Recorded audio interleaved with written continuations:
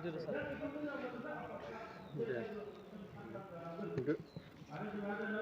सार जिखिनि जोंनि बे बिटिआर बा केन्दायावहाय मोननै डिलिमिटेसननि गेजेराव लकसभा जानो गोनांमोन क'क्राझार प्लास उदालगुरि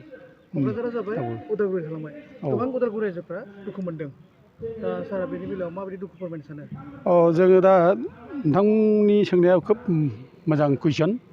दा बेखौ जोङो जनजाति सुरक्षा मन्थ्रि जानानै जयन्त बर' दं सेक्रेटारि दा बिथां दं ओमफ्राय जोंहा ट्रेजारार दं जनजाति सुरक्षा मन्थ्रिनि दा जोङो नोंथांमोननि कुइसनखौ जोङो माने रायजो राजानि सिगाङाव खेंफोरथि होनो सानदों मोजाङैनो जे दा मोननैजों लकसभा समस्ति इलेक्सन कमिसना डिक्लेयार होबाय थांनाय 20 तारिखआव दा जोङो गोजोननाय मोनाखै गोजोननाय गैया दा बे समस्ति दाफामनायनि गेजेरजों टटेलि बर' जाथिफोरखौ माने सेस खालामनायनि मोनसे बे कनस्पिरेसि बे हाबनानै दङ दा बे समस्ति मोननै पार्लियामेन्टारि समस्ति क'क्राझार आरो उदालगुरि ओरैनो आगोलनि द्राफ्ट कमिटि द्राफ्ट जायनाखि रिपर्ट आगोलाव दादोंमोन बेबादिब्लाथ' मोननै समस्तिया जोंहा मोनखानांगौमोन उदालगुरिखौबो होफानाय जादोंमोन खिन्थु उदालगुरिखौ दिनै सोफानाय जायाखिसै बेखौ दानख'नानै दरंआव लांनाय जाबाय दा बेखौ आपत्ति खालामखानांगौखा मानोना जोंहा मोनसे 6 सिडुल एरिया दंखायो जोंहा 6 सिडुला मोनसे एरिया दङ आरो बे एरिया सिङाव जा समस्ति दङ आरो बेफोर समस्तिखौ लानानै जोंनो जनजातिफोरखौ खुंनो थाखाय स्कप होदों बिटिसि खुंनो होदों आरो लोगोसे एसेमब्लियावबो आसाम स्टेटआव जोंखौ एमएलए फाथायनो स्कप होदों आरो जोंनो एमपिबो जोंनो मोनसे सिट होदों दा गतिके जोंनो जानाखि दा समस्ति होदों दरं समस्ति बे समस्तिया जोंनि 6 सिडुल बिटिसिनि एग्रिमेन्टनि बे माने कन्ट्राडिक्टरि बे बिरुदि बियो दा जोंनि बिटिसिनि 6 सिडुल जानाखि एग्रिमेन्ट 4.7 बेयाव स्पष्ट बुंनाय जादों जे बिटिसिनि बाउन्डारि सिङाव थानाय एरियाफोरखौ लानानैनो बाउन्डारिनि मोनसे माबाखौ लानानै जों माने माबाखौ मा होनो बे पार्लियामेन्ट समस्तिफोरखौ बा एसेमब्लि समस्तिफोरखौ खालामनाय जागोन होननाय मोनसे रोखा 4.7 लिरनाय दं जे खुनु माने माबाखौ जुरिसडिक्सनखौ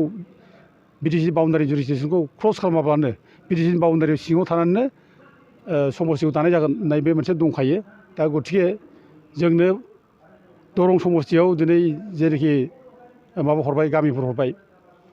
उदालगुरि डिस्ट्रिक्ट सिंनि गामिफोरखौ बियाबफोरखौ एमएलए बियाबफोर हरबाय बे माने कुवाइट कन्ट्राडिक्टरि बे 4.7नि दा गतिके बे जोंनि थाखाय गनायजाथाव नङा जों बेखौ गनायनो हाया दा समस्तिया दायोमोनब्ला एमपि समस्तिया दायोमोनब्ला जों बिटिसि एरियाखौनो लानानै दानांगौमोन जा बिटिसि एरिया होनब्ला जा उदालगुरिया फैयो दा उदालगुरियाव मोनसे समस्ति जों मोननांगौमोन दा बेखौ होआब्लानो दरं समस्तियाव हरनाया बे बिटिसिनि बाउन्डारिखौ सिफायनाय जादों आरो बिटिसि 6 सिडुलनि बे जायनाखि स्पिरिट बे स्पिरिटखौ कन्ट्राडिक्ट खालामनाय जादों बेखौ फोजोबनाय जादों दा गतिके बेनि गेजेरजोंबो जोंनि बिटिसि 6 सिडुलनि जायनाखि एरेन्जमेन्ट बे एरेन्जमेन्टखौ धंस' खालामनाय जादों बे दरं लकसभा बियाब बानायनो थाखाय बेखायनो जों गतिके बेखौ बानाय हाया मानि हाया दा दिनै जों नुदों दा दिनै क'क्राझाराव मोनसे समस्ति जाबाय लकसभा समस्ति आरो उदालगुरियाव लकसभा समस्ति जानो हायिनि खुनु खारन गैया जोंनाव गासै बिटिसिआव माने मोनबा समस्ति दा बानायबाय एमएलए समस्ति बे मोनबा एमएलए समस्ति बानायदोंब्ला जों बे मोनबा एमएलए समस्तिनि गेजेरावनो जोङो मोननै माने लकसभा समस्ति जों बानायनो हायो दा दिनै डिफु समस्तिखौ नायदो कार्बि आंलं डिफु समस्तियाव जोङो 6टा माने एसेमब्लि सेगमेन्टखौ लानानै मोनसे पार्लियामेन्टारि समस्ति बानायनाय जादों दा माने डिफुआव जुदि 6टाजों मोनसे एसेमब्लि सेगमेन्ट बानायदोंब्ला जोंनि बिटिसिआव मानो 15टाजों मोननै पार्लियामेन्टारि कन्स्टिटिउन्सि जानो हाया बेखौथ' बानायनो हायो दा मानो बानायाखै आरो लोगोसे बेखौ बानायाखिसै आरोबाव जोंनि जायनाखि बिटिसिनि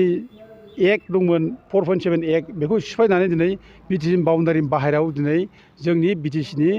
एमएलए कन्स्टिटिउन्सिखौ दिनै लांना हरबाय बेथ' जोंनि बेरेखा जाखाथारबाय जों बेखौ जों गनायनो हाया दा जों ओंखायनो जों बेखौ टटेलि जों बेखौ रिजेक्ट खालामो गनायथाव नङा इभेन आरोबाव मोनसे प्रश्न जादों दिनै क'क्राझाराव मानो रंजादों उदालगुरियाव मानो रंजानो हायाखै दा क'क्राझारावबो रंजाथाव नङा जोंनि खुनु बर'फ्रानो क'क्राझाराव माने MP सिट मोनसे मोन्दों होननानै ट्राइबेलनि थाखाय बेनि थाखाय जों रंजाथाव नङा जों रंजानो हाया आरो माने उदालगुरियाव रंजानो हायाखै मानो रंजानो हायाखै क'क्राझार उदालगुरियाथ' बिराद दुखुनांथाव जाबाय रंजाथाव नंखाथारा दिनै गावनि समस्ति BTC समस्तिया दिनै दरंजों थांफानो गोनां जाबाय गावनि एरियाखौनो दरं हरबाय बेखौ जों बोरै रंजानो हानो दा क'क्राझार समस्ति मोननानैबो जों रंजानो हाया मानोना जोंहा 2003आव BTC जायनाखि एकर्ड जादोंमोन 2003आव बे BTC एकर्ड जानाय बादियै जोंनो पार्लामेन्टारि समस्ति मोनसे मोनखानांगौखा जोंहा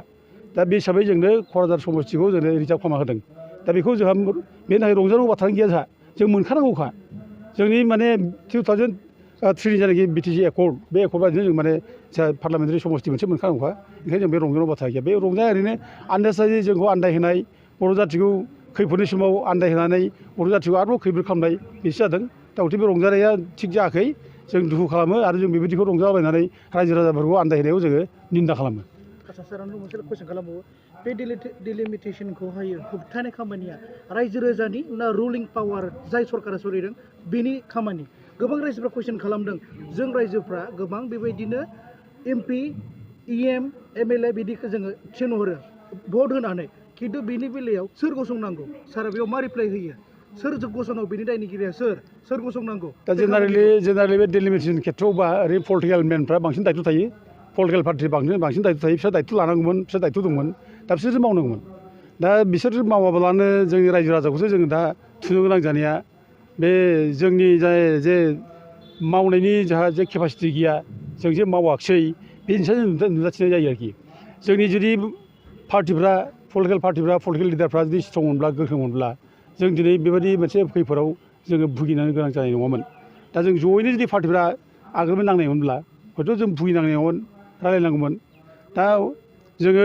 आगोलाव जेब्लानाखि नटिफिकेसन होयो 2007आव बेखौ लानानै जोङो अप'ज खालामनानै हैखादों दिल्लीयाव इलेक्सन कमिसनबो जों अप'ज खालामहैदों जयैनो दानि जायगायाव फ्रन्टाल अर्गानाइजेसन जा दङ बनसु दङ ओमफ्राय लोगोसे नैबे भलुन्टियार फर्स दं UTO दङ ओमफ्राय बड'लेण्ड जनजाति सुरक्षा मन्च रायथार एकाडेमि ओमफ्राय नैबे जोंनि दानि डेलिब्रेशन कमिटि सानसुमा कुमार बैसुमतारिनि प्रेसिडेन्टनि आन्दाराव दा जों जयैनो बेखौ 2007आवनो जोङो कमप्लेन हैखादों दा बे हिसाबै गुबुन जोंनि पलिटिकेल पार्टिफ्राबो बेखौ आपत्ति खालामनांगौमोन खिन्थु हयथ' जानो हागौ बिसोर मोजाङै गुरुत्व मोनाखै जाय फले दिनै जोंनि आपत्तिखौ खोनासङा जासे दिनै इलेक्सन कमिसनारा गावनि गोसोबादि बे माने माबाखौ डेलिमिटेसन खालामनाय जाबाय अबयसे जों बेयाव दिनै मिथिनो मोन्दों बे इलेक्सन कमिसननि डेलिमिटेसन जायनाखि एनाउन्समेन्ट जायनाखि ड्राफ्ट एनाउन्स खालामदों बेयाव दानि आसाम सरकारनि चिफ मिनिस्टार हिमन्त बिश्व शर्मानि गोख्रों आखाइ दं जों बेखौ मिथिगौ दा बिथांनि डिक्टेसनाव जादों होननानै जों सानो आरो बिथांनि उद्देश्यआ जोंनि ट्राइबेलफोरनि अधिकारखौ सेस खालामनाय बिटिसिखौ सेस खालामनाय बर'फोरखौ सेस खालामनाय आरो बे उद्देश्यजोंनो दानि बे डेलिमिटेसनखौ खालामदों होननानै जों सानो दा जों गोबां बिदिनो नुनो मोनदों जोंनि बिटिआरआवहाय बर'फोरखौहाय बोफ्लेबाय थानाय जेरै मोनसे वान इउनिटि जानांगौमोन बेयाव डिभाइडेड रुल जाबाय थादों डिभाइडेड रुल जेरैबायदि जाहैदों जों नुनो मोनगासिनो बर'फोरखौहाय जेरै गोदोमोन बेबायदिनो गावस्रा होबाय थादों गतिके परिबर्तन सरकारजों लोगोसे गोबां बेबायदिनो जानो गोनां होननानै प्रमिसेस खालामदोंमोन खिन्थु बायग्लिलांबाय थादों सारा बेनि सायाव मा बुंनो सानो जोंखौथ' जोङो नुगासिनो दं दिनै आसाम सरकारा जोंखौ डिभाइड खालामगासिनो दं जोंखौ डिभाइड खालामनानै जोंखौ उइक खालामगासिनो दं आरो जोंखौ डिभाइड खालामनायनि खारनानो जाहैबाय जोंनो माखासे हान्जाखौ माने गोथाव खोथा बुंनानै थगाय माने बुरखाय दिनै गावनि खबजाव दोननानै दिनै जाथिखौनो दिनै थगायगासिनो दं बे हिसाबै दिनै बेबादिनो जोंखौ डिभाइड खालामगासिनो दं दा जोङो सानो आरो आसाम सरकारा बे खेत्रआव साक्सेसफुल जोंनि गेजेराव बोखावनानै जोंनि माने स्ट्रेंथखौ दुरबल खालामनाय जोंखौ फोसाबसो खालामनाय जोंखौ उइक खालामनाय बे खेत्रआव आसाम सरकारा दिनै साक्सेसफुल होननानै जों सानो आरो दानि नैबे उदालगुरिनि जानाखि समस्ति दाफामनाय दा बेयाव जानाखि आन्दलन जादों दा बेयाव जों मिथिनाय बादिब्ला दा उदालगुरिनि पार्लामेन्टारि समस्तिखौ लाखिनांगौ खेत्रआव जोंनि मानसिफ्रा बेखौ जास्ट ओरैनो मोनसे समस्ति मोनबानो जागोन जेनेरेल हिसाबै मोनबानो जागोन दा जोंनो बेखौ ST नांगोन दा बेनि सायाव जोंनि मानसिया दिनै क्लियार नङा आरोखि दा जोङो दिनै बुंदों जों माने उदालगुरि समस्तिखौ जोङो नांगौ उदालगुरि समस्तिखौ जों नांगौ जोङो लकसभा समस्ति मोनसे नांगौ बिटिसिआव जोङो लकसभा समस्ति मोननै जायो बेखौ जों नांगौ क'क्राझारा ST जाबाय उदालगुरिया जिखि जाया मानो मोनसे समस्तिजोंनो लकसभा समस्ति मोनसे नांगौ बेबायदि बाथ्रा बुंनाय जों खोनाबाय थादों खिन्थु उदालगुरि लकसभा समस्तियाव जे ST जानांगौ बेयाव खिन्थु स्ट्रं भइस होनो खोनायाखै हयथ' बे ओरैबायदि साननो हागौ दा हिमन्त बिश्व शर्मा ओरैबायदि पलिसि खालामनो हागौ जे जाय सेन्टिमेन्ट जोंनि गेजेराव दा जाखांदों बर'फोरनि गेजेराव बे समष्टि दाफामनायखौ लानानै गोजोननाय गैयै बे सेन्टिमेन्टखौ माने हिमन्त बिश्व शर्माया दिनै जोंनि गेजेराव माने बोखाव बुजि खालामनानै बिसोरनो थुलुंगा नांगौ जोंखौ दे नोंसोरो उदालगुरि समष्टिखौसो बिनानै ला बि नोंसोरो खिन्थु बे सिटआ एसटिनि थाखाय नङा जेनेरेलनि थाखाय जुदि बियोब्ला जों बेखौ हगारगोन बेबायदि मोनसे माबाजों हिमन्त बिश्व शर्मा जोंखौ थुनो हागौ आरोखि बे थुगोन बियो नोंसोरो बे उदालगुरि समष्टिखौ नोंसोर बिनानै ला खिन्थु बे समष्टिया एसटि जानाय नङा माने बे जेनेरेल जागोन दा बिदिनो जोंनि मानसिफ्रा बेखौनो दिनै माने आवगायनो हागौ जोंनि मानसिफ्रा दिनै जेनेरेल सिट मोनबानो जाबाय जोंहा माने उदालगुरिखौ आलादा मोनसे समष्टि मोनबानो जाबाय बे हिसाबै जोंनि मानसिफ्रा दिनै माने उदालगुरि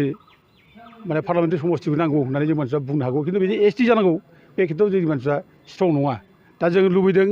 जोंनि माने बड'लेण्ड जन सुरक्षा मन्च आरो जों लोगोसे जायफ्रा खामानि मावयो फ्रन्टाल अर्गानाइजेसन दा जों लुबैयो जे उदालगुरि समष्टिया एसटि रिजार्भ जानांगौ आरो उदालगुरिल' नङा दा दिनै नोङो भारतनि जायनाखि माने 6 बिलनि माने प्रभिजन आरो लोगोसे भारतनि संबिधाननि 32 आर्टिकेल 4, 5, 6 दा बे हिसाबै जोङो जोंनि बिटिसि एरियानि जेसेबां समष्टिफोर दं एमपि समष्टि होन बा एमएलए समष्टि होन बे गासिबो ट्राइबेल रिजार्भ जानांगौ होननानै जों दाबि खालामो आरो लोगोसे बे ट्राइबेल रिजार्भ खालामनो थाखाय जों गिबियावनो मोनसे सर्त जों होदों इलेक्सन कमिसनखौ जोङो बिथांमोनखौ जों बुंदों जे ट्राइबेल बेल्ट ब्लक एरियानिफ्राय इसिबां इलिगेल हाबनानै थादों बिसोरखौ होखारजोबनांगौ होनना जों बुंदों दिनै जोंनि एरियायाव गोबां माने इलिगेल अबैध मानसिफोर दं जायफ्रानोखि जोंनि जायगायाव थानो मोनखाया बिसोर जोंनि जायगायाव थानो मोनखायाब्ला बिसोर बे जायगायाव थानो मोनाब्ला बिसोरनि नामा बोरै भटार लिस्टआव हाबखो बेथ' गिदिर कुइसन दा जायफ्रा इलिगेल माने जोंनि जायगायाव हाबनानै दङ इलिगेल भाबै ट्राइबेल बेल्टआव हाबनानै दङ दा गथे बिसोरखौ होखाराब्ला बिसोरखौ भटार लिस्टनिफ्राय दानाब्ला नों बोरै कारेक्ट मोनसे भटार लिस्ट नों बोरै मोननो आरो बे कारेक्ट जुदि भटार लिस्ट नों मोनाब्ला अब्ला नों बोरै माने मोजां डिलिमिटेसन नों बोरै मोननो दा गथे बिनि सिगां जों लुबैदों माने डिलिमिटेसनखौ बानायनायनि सिगां ट्राइबेल बेल्टआव इसिबां इलिगेल माने अबैध प्रबजनकारिफोर दङ एंग्रजारफोर दं बिसोर होखारजोबो गासैबो आरो बिसोरनि नामखौ भटार लिस्टआव दाननांगौ जों बेखौ फार्स्टआव दाबि खालामो दा बिनि उनावसो डिलिमिटेसन खालामनांगौ होननानै जोङो इलेक्सन कमिसनखौ जोङो माने खावलायहरो दा जों बेनि थाखाय जोङो जन सुरक्षा मन्चआ आगोलावबो जों नाजाबोदों गोबांनो आसामनि चिफ इलेक्ट'रेल अफिसारखौ जोङो माने भटार लिस्टनिफ्राय नाम दाननो थाखाय जों खावलायदों बेसेबां इलिगेल एंग्रजार्स दं ट्राइबेल बेल्टआव बिसोर दाननांगौ होनना जों माने खावलायदोंमोन दा बिथाङा जोंखौ माने बाख्नायदों एप्रिसियेट खालामदों जे नोंथांमोननि दाबिया जेनुइन दाबि दा गथे नोंथांमोनहा बे दाबिखौ चिफ इलेक्सन खालामहाय चिफ इलेक्सन कमिसनारासो बेखौ माने मावो आरो बिथांमोना निर्देश हराबा जों मावनो हाया दा गथे चिफ इलेक्सन कमिसनारखौ नोंथांमोना बुंबाय दा बे समाव जोंहा माने चिफ इलेक्सन कमिसनारा बे समाव जोंहा हरिश शंकर ब्रह्ममोन बर' मानसि जों बिथांखौ बुंदोंमोन जों खावलायदोंमोन जावले जे नोंथाङा बर' मानसि जाबाय जेब्ला नोंथां थानाय समावनो बे माबाखौ ट्राइबेल बेल्टआव जेसेबां इलिगेल एंग्रजार दं बेखौ होखारजोबना होदो आरो लोगोसे बिथां थानाय समावनो जाहाथे बे बेल्ट ब्लकआव इसेबां माने इलिगेल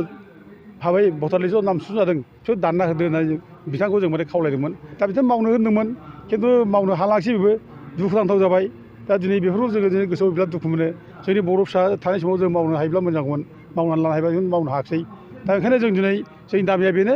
जे इसिबां माने समष्टि दिनै गोदान दाफिननाय जागोन बिटिसि एरियायाव पार्लामेन्ट मोननैबो पार्लामेन्ट रिजार्भ जानांगौ आरो 15था जायनाखि समष्टि एमएलए बानायनायनि खोथा बुंदों बेबो जोंहा रिजार्भ जानांगौ बे बाथ्राखौ बुङो आरो जों बेखौ मावनो थाखाय जोङो ट्राइबेल बेल्टआव जेसेबां इलिगेल एंग्रजार दं बेखौ होखारजोबनांगौ आरो बिसोरखौ भटार लिस्टनिफ्राय नाम दाननांगौ बेबायदिसो माने नैबे डिलिमिटेसन खालामनांगौ होननानै जों दाबि खालामो सोंथि खालामो बे ट्राइबेल बेल्ट ब्लकनि सायावहाय आरो बेजों गोबां लोगोसे जों नुनो मोनदों जोंनि बिटिआरआव बे बेल्ट ट्राइबेल ब्लकनि मानसिफ्रासो हान्थि थागासिनो दङ सार बेयाव माबा मोनसे खामानि होगोन नामा जों फार्स्टआवनो दुखु खालामो दिनै ट्राइबेल बेल्ट ब्लकनिफ्राय जेसेबां इलिगेल मानसिफोर हाबनानै दं बेखौ होखारनांगौ माने गुवाहाटि हाइकर्टआबो अर्डार होबाय जेसेबां इलिगेल भाबै हाबनानै दं बिसोर होखारजोबनांगौ होननानै हाइकर्टआव अर्डार होबाय दा बे हाइकर्ट अर्डार हिसाबै दिनै बिटिसि सरकारा मावाखै दा बिटिसि सरकारा दाखालि 23 तारिखआव माने मोनसे माबा होनांगौमोन बिसोरो बेसेबां एक्सन लाखो हाइकर्टआ बिदोंमोन बिटिसि सरकारनाव बेसेबां माने अबैध इलिगेल एंग्रजारफोरखौ होखारखो बिनि लिस्ट बिदोंमोन बिथांमोना होनो हायाखै दा बिथांमोना फल्स मोनसे एफिडेभिट होदों बिसोरो माने बुंदों बिटिसिआ जों दिनैसिम 300 फेमिलि जों माने इलिगेल एंग्रजारफोरखौ बिटिसि एरियानिफ्राय ट्राइबेल एरियानिफ्राय होखारबाय होननानै बिथांमोना बुंदों बिटिसिआ खिन्थु बे इलिगेल बे नंखाय मिसा खोथा बे सैथो नङा बिसोर नङै एफिडेभिटखौ होनो हादों दा बिथांमोना ट्राइबेल बेल्ट बुंबाय जों होखारनांगौ होखाराखै जों अनेक बार बुंबाय पइन्ट आउट खालामनानै बुंदों बबे जायगायाव इनक्लुजन जादों जों बेखौ माने बुंना होदों लिरना होदों खिन्थु बिथांमोना बेखौ माने मावाखै दा दिनै बिटिसिनिफ्राय बर' मानसिफोरखौसो गावनि फिसा असे फिसा थागिबि फिसाफोर दङ दिनै माने अबेबा ग्रेजिं फिल्डआव थानाय अबेबा माने हाग्रायाव थानाय अबेबा माने दैमा दैसा सेराव थानाय अबेबा कासलायाव थानाय दिनै बेफोरखौ होखारनो आखायाव लादों बे बिराद निन्दा खालामनांथाव दुखुनांथाव जों बेखौ निन्दा खालामो बिदि दा खालामथों बिदि खालामनो मोना दा बिथांमोना साहस दंब्ला दिनै बे माने फरेस्ट ओनसोलाव हाबनाय गोबां इलिगेल इनक्लुजन दं बाहेरानिफ्राय थाफैनाय बिहार